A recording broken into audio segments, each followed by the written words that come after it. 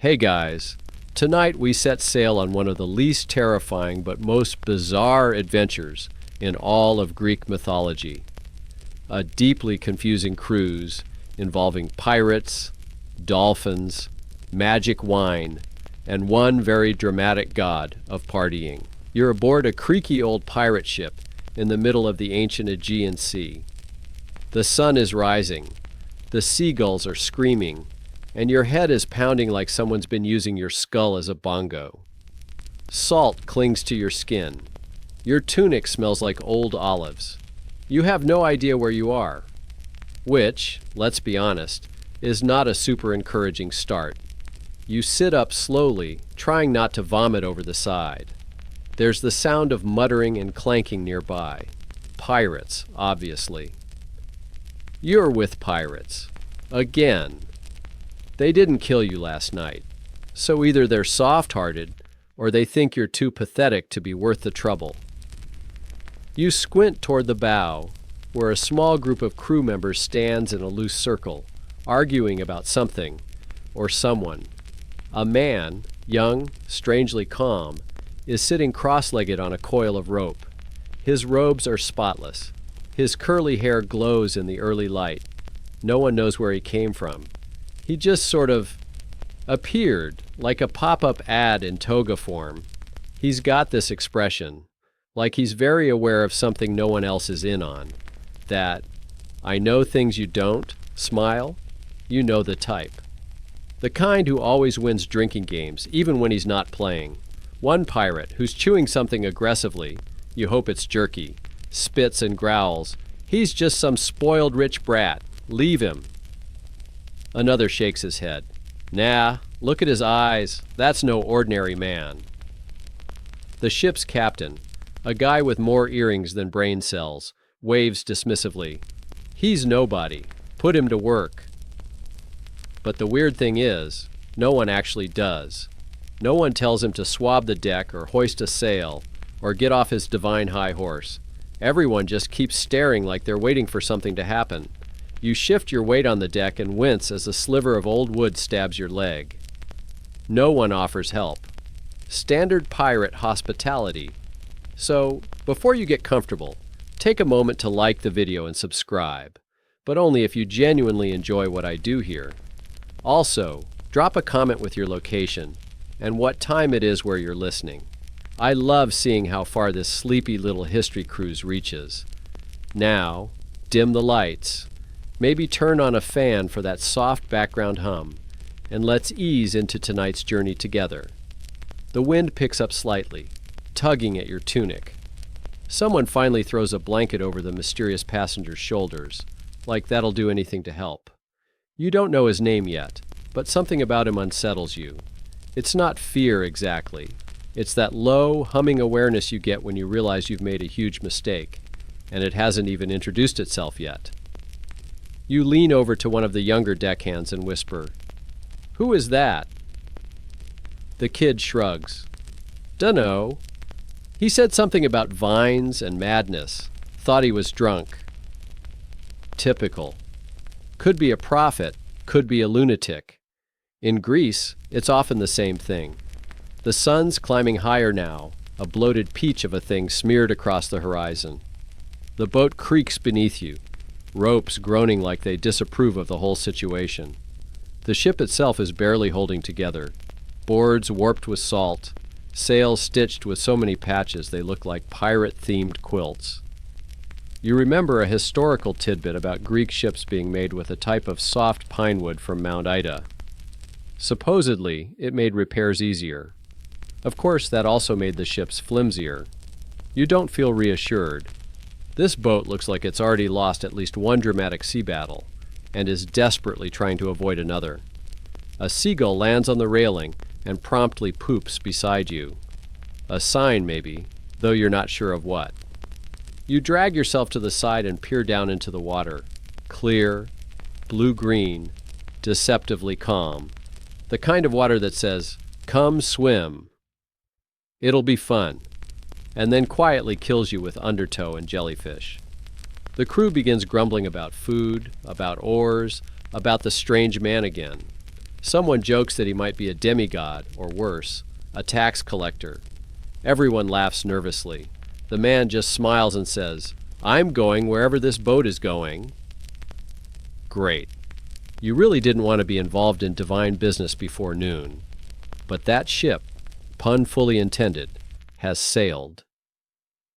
Historians still argue whether this version of the Dionysus pirate story was a metaphor for the spread of the god's cult across the Mediterranean, or just a particularly trippy wine-fueled parable.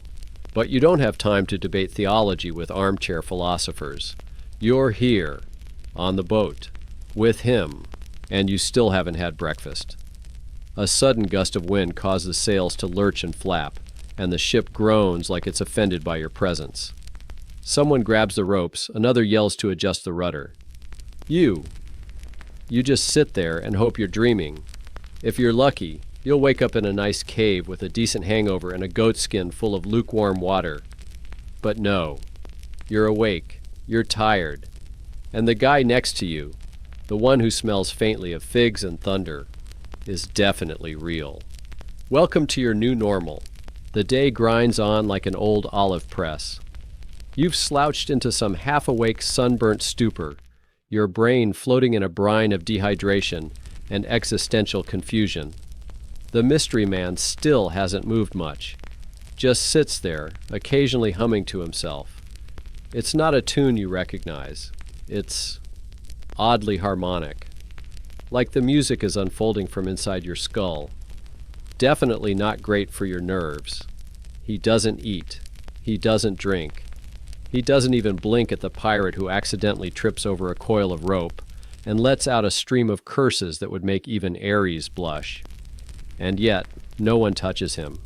It's like he's surrounded by some invisible force field of, "Don't mess with me." By midday, the sun is a furious white disk.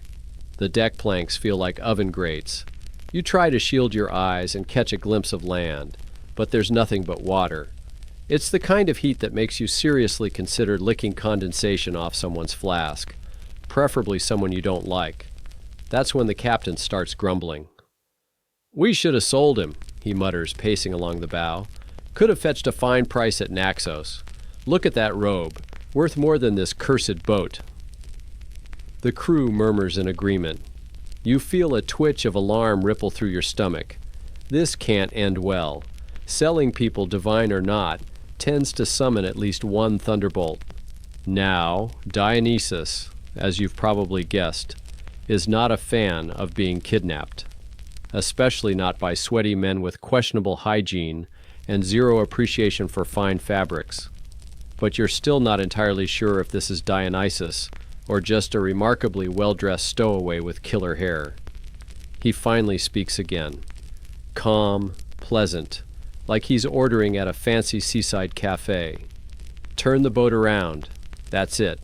4 words, no threats, no dramatic thunder, no frogs raining from the sky. But something in his tone feels deep, heavy, like wet clay. The captain laughs, a short bark. "You givin' orders now, fancy boy?" The man, still sitting, still entirely unfazed, tilts his head. "You don't want to go where you're going." "Don't tell me what I want," the captain spits. "We're headed to Asia Minor. Good ports there, good markets." The man shrugs. "Suit yourself." You suddenly remember that fringe myth about Dionysus turning a ship's mast into a grapevine. Most scholars ignore it. It sounds ridiculous. But then again, so do most things in Greek mythology. And let's not forget, this is the same pantheon that gave us flying horses, women made of clay, and a guy who turned into a literal swan just to avoid dating apps. Around you, the air grows thicker, not hotter, heavier, like it's been soaked in honey. You taste sweetness on your tongue, like crushed berries. You sniff. Is that wine? One of the younger pirates blinks and stares at his cup. "Hey," he says, "my water just turned red." You edge closer and peek in. Yep, definitely wine. Dark, rich, and swirling as if it's alive. The man just smiles. "You should drink. You're gonna need it."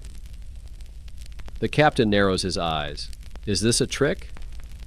Oh, definitely, the man replies. The crew starts whispering again, and not the friendly kind of whispering. This is the sound of minds unraveling, of second-guessing, of that specific brand of pirate panic that comes right before the cannons come out. One pirate stumbles back from the rail. "The sails!" he gasps. "Look at the sails!" You do, and you immediately wish you hadn't. Vines. They're crawling up the masts. Real living vines, thick and green and blooming with plump purple grapes. The sails themselves ripple like leaves. You're not hallucinating. Everyone sees it. The ship isn't just a ship anymore. It's turning into something else. "Gods preserve us," someone mutters. "Too late," the strange man says softly. "They already have." Historians still argue whether this particular version of the story was meant to highlight Dionysus's role as a fertility god or as a god of madness. Frankly, it's probably both. There's wine, there are vines, and pretty soon there's screaming, because the next thing to change are the pirates. One by one, their bodies start to shimmer, like heat waves rising off stone, and twist. You blink, and where a man was standing a moment ago, there's now something else. Sleek, sinuous, slick. Dolphins. You stare, slack-jawed, as the crew begins diving into the sea, not running, not screaming, just changing. Their shouts warp mid-breath into whistles and clicks. Fins sprout, eyes darken. They leap gracefully over the rails like they've always belonged to the ocean. A few manage to resist for a moment, clutching at ropes and sobbing. One looks you dead in the eye as he tumbles overboard, his scream cutting off in a spray of salt and bubbles. You inch backward, heart thudding. You're not sure whether to beg for mercy or join in the aquatic ballet. Only a few people are left on deck now. You, the man, who is very obviously Dionysus by this point, and the captain, who's collapsed against the tiller and is praying to a whole grab bag of gods, none of whom are returning his calls. "Please," the captain wheezes. "Please, I didn't know." Dionysus stands now, slow and measured, the air around him shimmering with invisible energy. "You kidnapped a god," he says, still in that infuriatingly calm tone. "There are rules, you know." You half raise a hand. "For the record, I just woke up here. Totally innocent." He glances at you, smiles. "I know." That smile. It's not cruel, it's not forgiving. It's just ancient. The last remaining pirate gives in, his limbs flowing like water. Another dolphin. Gone. The boat shudders once, like it's exhaling, and stills. All is quiet except the soft slap of waves and the far-off laughter of dolphins, your former shipmates, now frolicking in the wake like it's all one big cosmic prank. You sit down, hard. This was not how you thought your day would go. Dionysus stretches, cracks his knuckles. "Well," he says, "now that that's sorted." He plucks a grape from one of the vines still crawling across the sail and pops it into his mouth. You blink up at him. "What? Happens now?" He grins, grape juice staining his teeth. Now we find an island. The ship, no longer crewed, no longer really a ship, drifts quietly under a sun that has mellowed just a touch. The vines remain. Grapes hang in lazy clusters from the rigging. The mast creaks, not from wind, but from growth. You swear it just got thicker. Sap oozes where rope once wrapped. You sit on a bench made from what used to be a storage crate. The crate has sprouted moss. Dionysus, still barefoot, still radiant, hums again. You realize the tune is changing the rhythm of the waves. The ocean listens to him. It pulses in sync. That's deeply unsettling. You lean back and let the salt air fill your lungs. You've accepted your fate. You've seen pirates become dolphins. You've seen wine materialize from wood. You've witnessed a man sprout a vineyard out of thin air. Honestly, you're too tired to fight whatever's next.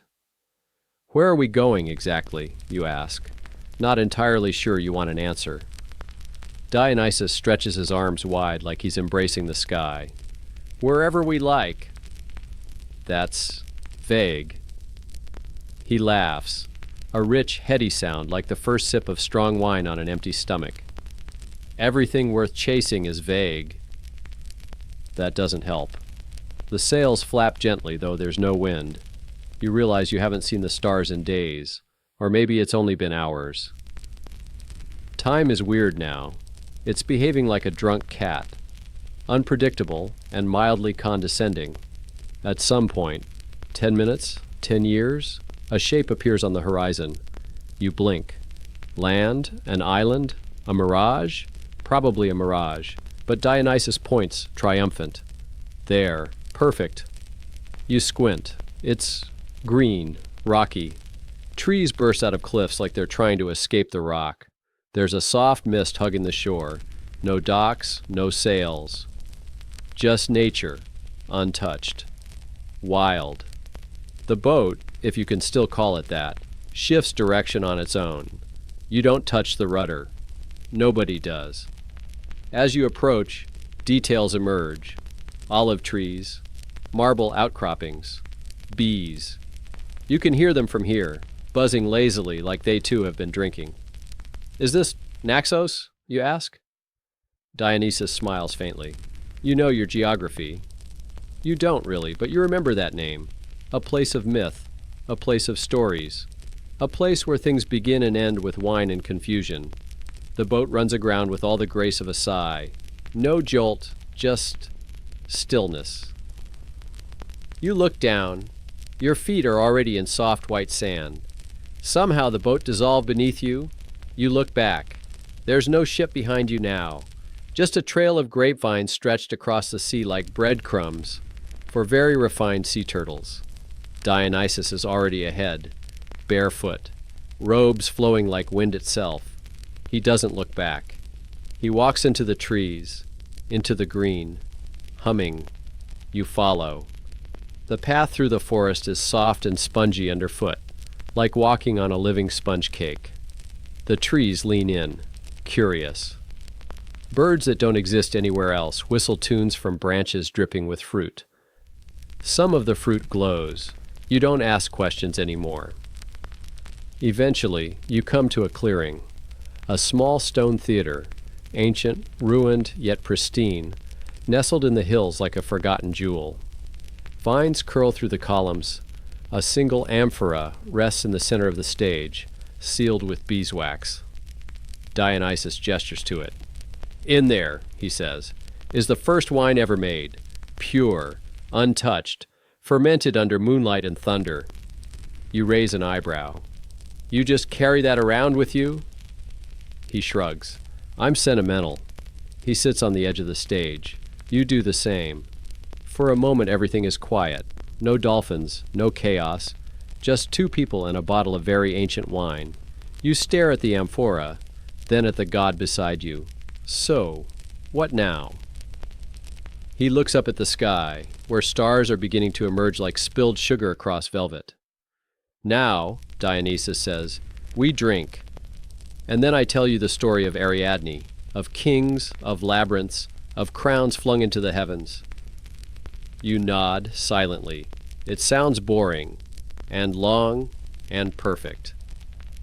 He uncorks the amphora with a flick of his finger. The scent hits you like poetry, old, earthy, divine. The stars listen, and the story begins. The wine is warm, not from the sun. This amphora has probably never even seen the light, but from something else, something ancient. You hold the cup Dionysus handed you and feel a pulse, like a heartbeat, through the clay. You sip. It tastes like memory, like 1,000 grapes pressed under moonlight and secrets. You are either hallucinating, or you just understood a sonnet in a language you've never learned. Dionysus watches you with a grin that says he knows exactly what you're feeling. Good, right? You nod, too dazed to speak. And so, Beneath the stars, in a forgotten theater on an island that doesn't care for maps, he begins the tale. "It all starts with a girl," he says, swirling his own cup. "Isn't that always the way?" You lean back, letting your limbs grow heavy. You suspect the wine is doing something strange to your bones. But whatever.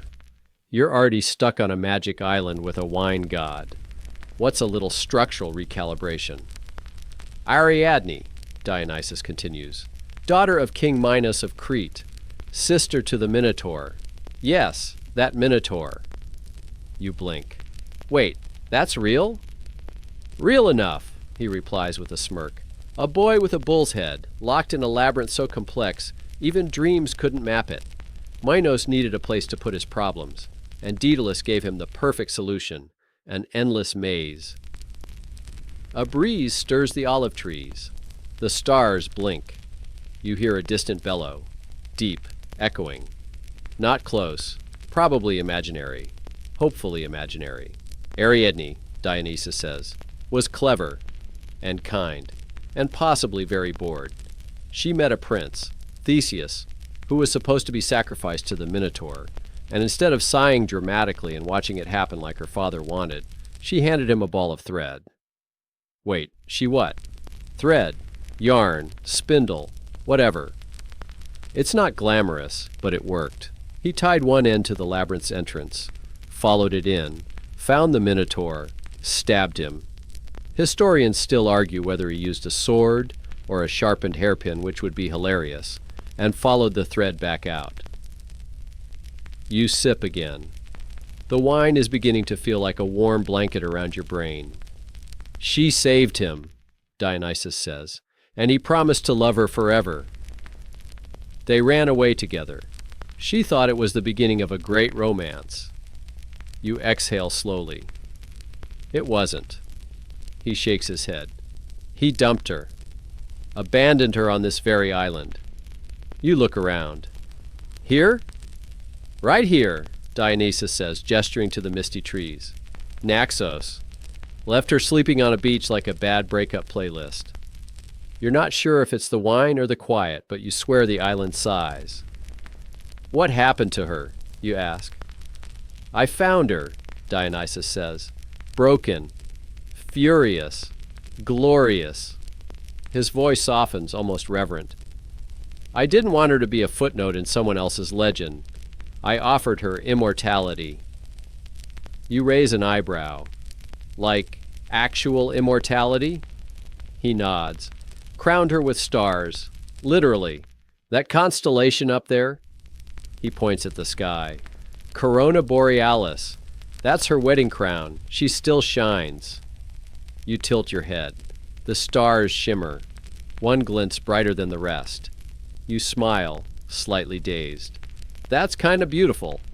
It is, he agrees, and deeply inconvenient. People keep making stories about him. Theseus, the hero, and forgetting she was the reason the story exists in the first place. You hear the edge in his voice, not angry exactly, but something close to tired, immortal tired.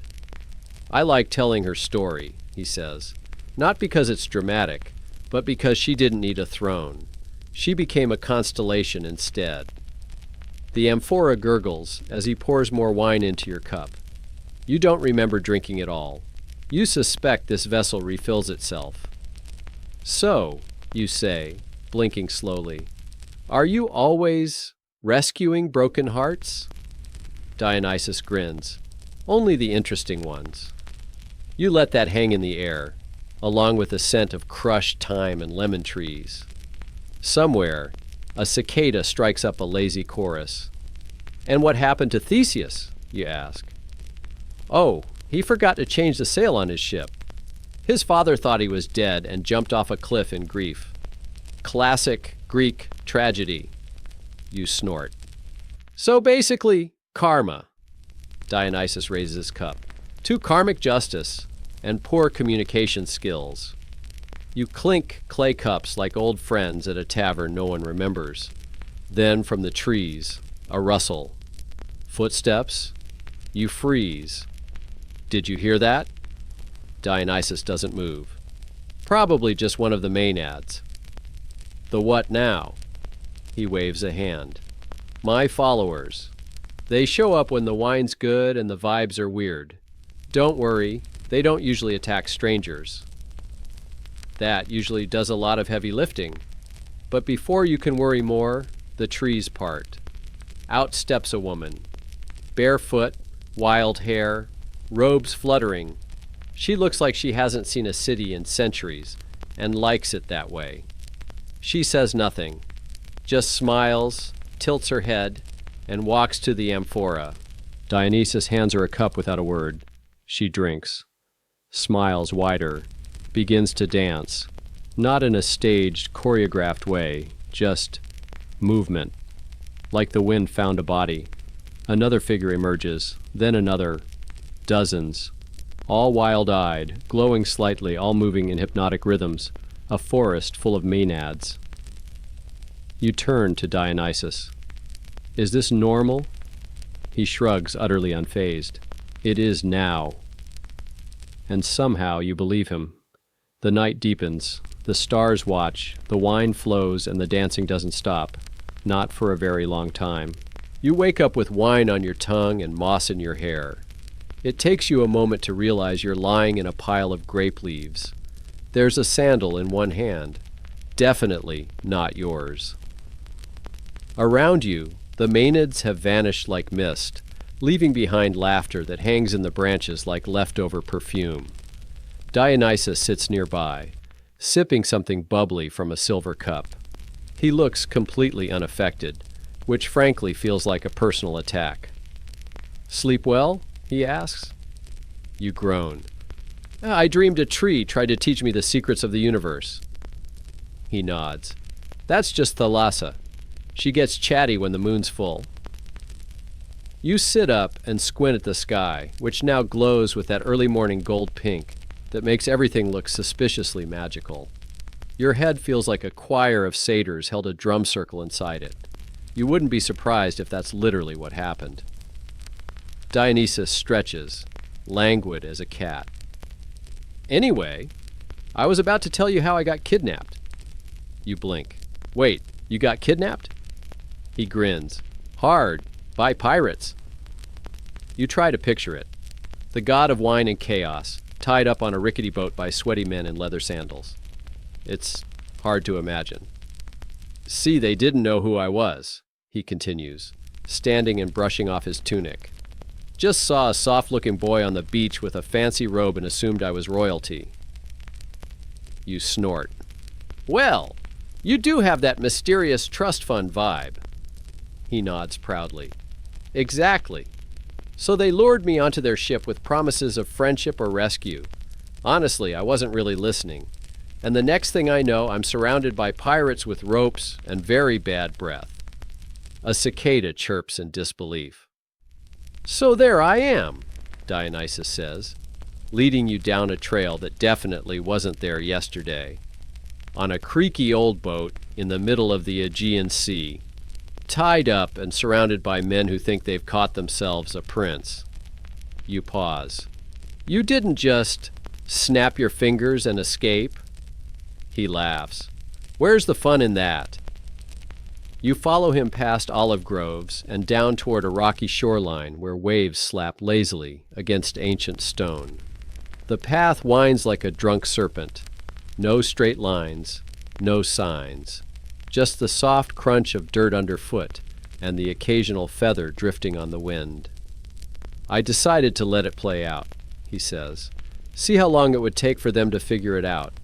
The pirates were arguing about ransom prices, dividing imaginary gold, planning how to spend it. One of them wanted a bigger hat. That's when I started making things weird. You glance at him. Weird how? Oh, you know, he says casually, wine bubbling out of the wood.